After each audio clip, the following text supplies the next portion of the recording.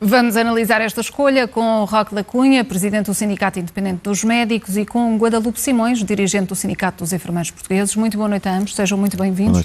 Roque da Cunha, o Serviço Nacional de Saúde sairá a ganhar com a escolha de Fernando Araújo? É uma pessoa que tem provas dadas, conhece o setor, liderou na altura da pandemia com o Presidente da Câmara do Porto o combate mais eficazmente, do nosso ponto de vista, do que o próprio Governo, mas a sua relação com o Sr. Ministro da Saúde é também importante, porque sendo um órgão novo que vai retirar competências a direções gerais, irá causar alguma entropia, portanto é fundamental que seja alguém que se entenda bem com o Governo, com os membros do Governo, e fundamentalmente quer ele, quer o Dr. Pizarro conseguirem, junto do Sr. Primeiro-Ministro e do Sr. Ministro das Finanças, explicar-lhes que é essencial que se invista no Serviço Nacional de Saúde. Não adianta a política do passado, que era uma política de propaganda. Ainda durante a campanha eleitoral, enfim, assistimos contratação de milhares de médicos, dezenas de milhares de enfermeiros, assistentes operacionais. E a verdade é que quando a propaganda se confronta com a realidade ganha sempre. De qualquer maneira, também terá a capacidade de explicar ao Sr. Primeiro-Ministro que quem estabelece as vagas para os cursos de medicina é o Governo. O Sr. Primeiro-Ministro é Primeiro-Ministro há 7 anos, foi membro do Governo outros tantos, não pode escamotear a responsabilidade dos cursos, de quem estabelece os cursos. E, portanto, evitar atacar a realidade pondo o Norte contra o Sul, que o Norte é mais organizado que o Sul, utilizar esse tipo de atitude não é um bom sinal. Portanto, esperamos que o Dr. Fernando Araújo consiga explicar, concentrar recursos e melhorar a organização do Serviço Nacional de Saúde, que bem precisa. Guadalupe Simões, considera positiva esta escolha? Fernando Araújo tem o perfil adequado para este lugar? Enfim, é uma pessoa competente, já foi secretário de Estado, de facto é presidente do Hospital de São João, é médico, não é? Portanto, vamos ter um médico na direção executiva do Serviço Nacional de Saúde e também temos um ministro médico, apesar de na área da saúde existirem outros atores que também seguramente bastante competentes. Mas importa dizer que as duas pessoas que hoje, no futuro próximo, vão ter estas responsabilidades são todos da área hospitalar. E quando nós falamos no Serviço Nacional de Saúde, importa falar na área dos cuidados de saúde primários, na promoção da saúde e da prevenção da doença. E, portanto, no que diz respeito a esta direção executiva do Serviço Nacional de Saúde, e porque a Lei de Bases da Saúde contém os sistemas locais de saúde, infelizmente sem autonomia financeira, portanto significa que por parte da direção executiva do SNS terão que fazer uma gestão em termos financeiros do dinheiro que é dado, quer para os cuidados de saúde primários, quer para os hospitais. Espero que desta vez, de facto, os cuidados de saúde primários não continuem a ser o parente pobre do Serviço Nacional de Saúde e com isso a manter-se todos os problemas que nós temos e que estão identificados, do recurso das pessoas às urgências hospitalares, a ausência de profissionais em número suficiente nos cuidados de saúde primários, a falta de investimento, a falta de equipamentos que garantam que, de facto, os cuidados de saúde primários são a porta de entrada do SNS. E, portanto, o que nós, de facto, exigimos, para além depois das questões profissionais, mas nesta perspectiva de aprofundamento do Serviço Nacional de Saúde que exigimos que aconteça, é que a área hospitalar não continue a ser o sorvedor de dinheiro que tem sido até agora e que, no âmbito da Lei de Bases da Saúde, de facto, esta direção executiva do SNS, com quais personagens possam vir a ser nomeadas, utilize a prerrogativa que está prevista na Lei de Bases da Saúde, que é criarem-se os sistemas locais de saúde, que tão boa resposta deu no âmbito da pandemia, quando as autarquias, os centros de saúde, os hospitais Proteção Civil, enfim, funcionaram em conjunto para dar uma resposta e, portanto, agora também, naturalmente, terão que dar a segurança social nesta perspectiva que a saúde está em todas as políticas. E, portanto, enquanto não fizermos isto, enquanto não pensarmos desta forma, significa que estamos sempre a apagar fogos no Serviço Nacional de Saúde e continuarão a existir os problemas na obstetrícia, nos serviços de medicina, nas listas de espera para cirurgias, nas listas de espera para exames complementares de diagnóstico, etc, etc, etc. Que resultados devem ser apresentados e o que é que teme? Fundamental é que o Governo, quando diz que aposta no Serviço Nacional de Saúde, utilize os recursos que este ano, aliás, em termos de impostos, são mais 5 mil milhões do que aquilo que foi cobrado o ano passado no Serviço Nacional de Saúde.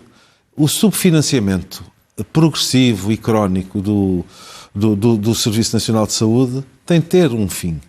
De outra forma, não é possível garantir que existam médicos no Serviço Nacional de Saúde, que existam enfermeiros no Serviço Nacional de Saúde, já que não só em termos salariais, como em termos do próprio investimento em equipamentos, em condições de trabalho, em incentivos à formação, não possam ocorrer. Portanto, o que é fundamental é que, como eu disse, exista uma política de verdade e que exista, de facto, investimento. De outra maneira... Mas acredita que efetivamente algo vai mudar e que esta é a oportunidade de mudança, visto que António Costa disse que as políticas seriam as mesmas, mas agora com um novo titular na pasta, com um novo CEO, estas duas pessoas em conjunto serão capazes, terão força, terão peso para essa mudança? Naturalmente que o Sr. Primeiro-Ministro foi quem teve a confiança dos portugueses e com maioria absoluta, tem todas as condições para garantir aos seus membros do Governo condições para que os seus cidadãos, que neste momento têm um pior acesso à saúde do que tinham há uns anos, há 1.500.000 portugueses sem médico, as listas de espera nunca foram tão grandes como agora, uma grávida na região de Lisboa, no Algarve, no Norte, não sabe muito bem aquilo que vai acontecer. Portanto, esta situação tem de ser revertida, porque não é sustentável. E por isso é que, naturalmente, nós temos essa esperança, iremos dar esse contributo. Nós temos no nosso currículo a assinatura de 36 acordos. Na anterior legislatura não houve possibilidade, a Sra. Ministra não quis falar connosco. Temos um protocolo assinado e penso que estamos em condições para ser moderadamente otimistas. Mas, como é evidente, previsões só mesmo daqui a uns tempos, como diria um famoso jogador de futebol. Guadalupe Simões, eu não sei se consegue partilhar deste otimismo, mas considera que com o novo ministro, com este novo CEO, será mais fácil o relacionamento com os sindicatos, que há um trabalho que pode ser feito de raiz que com a Marta Temido não conseguiam fazer? No que diz respeito, nós temos um processo negocial em curso, que a partida era para terminar este mês e que vai resolver um dos problemas gritantes dos enfermeiros que se prende com a contagem do tempo de serviço para efeitos de progressão. E, portanto, estava prevista amanhã existir uma reunião, agora houve esta mudança e, portanto, presumimos que vai ser adiada, mas esse processo negocial, naturalmente que exigimos que seja concluído, porque continuamos a ter enfermeiros com 25 anos de trabalho e a ganhar o mesmo dinheiro. Mas, diria mais, o Sr. Ministro das Finanças este ano afirmou que o problema do Serviço Nacional de Saúde não era a falta de dinheiro. E o que nós estamos confrontados é falta de enfermeiros e de outros profissionais, a ausência de medidas para reter enfermeiros, nomeadamente os mais experientes, mais competentes, e, portanto, isto passa, nomeadamente, pela valorização da carreira. Só para termos uma ideia, entre 2010 e este ano, com contas feitas a junho, o rendimento de um enfermeiro são, neste momento, 700 euros. E, portanto, isto significa que temos vindo a perder rendimento, seja por via do aumento da inflação, que este ano todos nós estamos a sentir isso na pele, mas quando comparamos o que nós conseguimos, ou o que os enfermeiros conseguiam comprar em 2009 e o que hoje conseguem comprar, é bastante menos. E, portanto, se isto não é um problema para o Governo, terá que ponderar. Tem expectativa que esta equipa consiga ser capaz do planeamento e da gestão, visto que não é uma questão de dinheiro? Acreditando o Sr. Ministro das Finanças, que diz que o problema não é dinheiro, e, portanto, naturalmente, e se o Ministro da Saúde e o futuro CEO do Serviço Nacional de Saúde o que pretendem é aprofundar o SNS, no sentido de dar mais e melhores respostas de cuidados de saúde às pessoas, ultrapassando os problemas que estão identificados, nomeadamente a falta de recursos humanos e a necessidade de valorizar as carreiras, então estou convencida que no mês de outubro, novembro, seremos chamados pelo Sr. Ministro da Saúde para negociar novas carreiras. Roque da Cunha, e qual é a sua expectativa relativamente a negociações? Qual é que será a sua primeira exigência junto desta nova equipa? A primeira exigência é que haja verdade, seriedade, rigor e celeridade nessa negociação. Nós há 12 anos que não temos qualquer tipo de alteração em relação a essas carreiras. E a verdade é que a competição dos privados, a competição do estrangeiro e a perda de cerca de 35% de poder de compra com a inflação que sabemos, o preço das casas que todos nós sofremos isso na pele, não é possível fazer essa retenção de profissionais no Serviço Nacional de Saúde. E é evidente que é necessário. Os portugueses precisam, porque se não se investir agora, quer na prevenção, quer no tratamento, quer na solução de problemas cirúrgicos, de prevenção, de rastreios, naturalmente vamos pagar isso muito mais caro. E, portanto, é imperioso que aquilo que é o discurso político se concretize. E a minha esperança é que, não só por causa dos protagonistas, porque isso é uma escolha do Primeiro-Ministro, mas as circunstâncias chegaram a um ponto tal.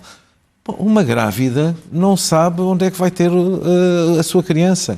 Nós sabemos que em muitos serviços de urgência há muitos médicos que não têm diferenciação, que estão lá como prestadores de serviço sem qualquer controle. As escalas são diminutas, as condições de trabalho são más e, portanto, é fundamental que um governo olhe para os seus cidadãos, que tenha um mínimo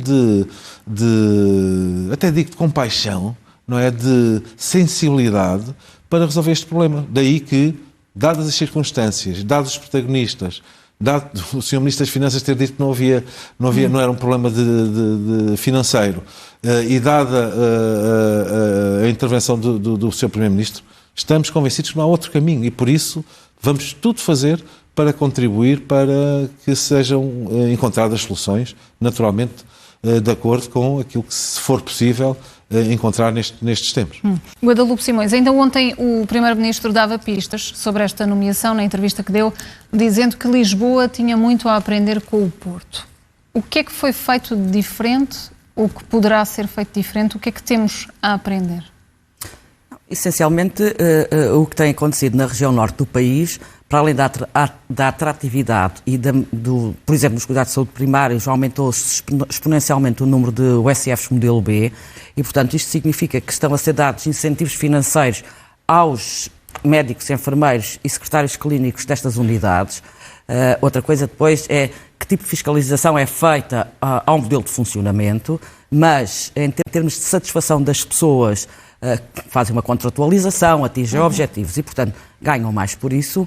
E na região norte, de facto, foi a região do país onde mais se disseminou estes novos modelos de gestão na área dos cuidados de saúde primários. Isso, naturalmente, que se torna muito mais atrativo. Para além disso, tem havido uma preocupação por parte das instituições de sistematicamente tentarem alterar os mapas de pessoal no sentido de o aumentar. Portanto, significa que as pessoas mais rapidamente passam para contratos de trabalho por tempo indeterminado. Enfim, há várias medidas que foram tomadas por vários conselhos de administração e até pela ARS Norte que concorre para isso. A região de Lisboa, por exemplo, ou a região do Alentejo e então do Algarve enfim, é carismático porque parece que está perto, mas é uma grande periferia. Isso não acontece, portanto, é mais difícil em termos de organização, não contratam o número de profissionais que são necessários, a malha dentro da cidade... Mas essa dificuldade vem de onde? É gestão, como falávamos há pouco, é uma questão de Também gestão? é de gestão e de planificação, porque o que não pode continuar a acontecer é percebermos que as populações estão a envelhecer e não têm só uma doença, têm mais que uma doença e, portanto, precisam de mais cuidados de saúde, e nomeadamente cuidados de manutenção, e não se contratam e não se apetrecha, nomeadamente os cuidados de saúde primários, no sentido de garantir mais respostas em cuidados de saúde, mais apoio em termos de visitas domiciliárias. Portanto, tudo isso acontece, e na região de Lisboa, enfim, todos nós sabemos que de facto, o número de enfermeiros comparativamente até à região do Norte é muito menor, e na região do Algarve essas falhas são muito mais gritantes. Muito mais evidentes. Guadalupe Simões, Roque da Cunha, boa noite a ambos. Agradeço a vossa presença nesta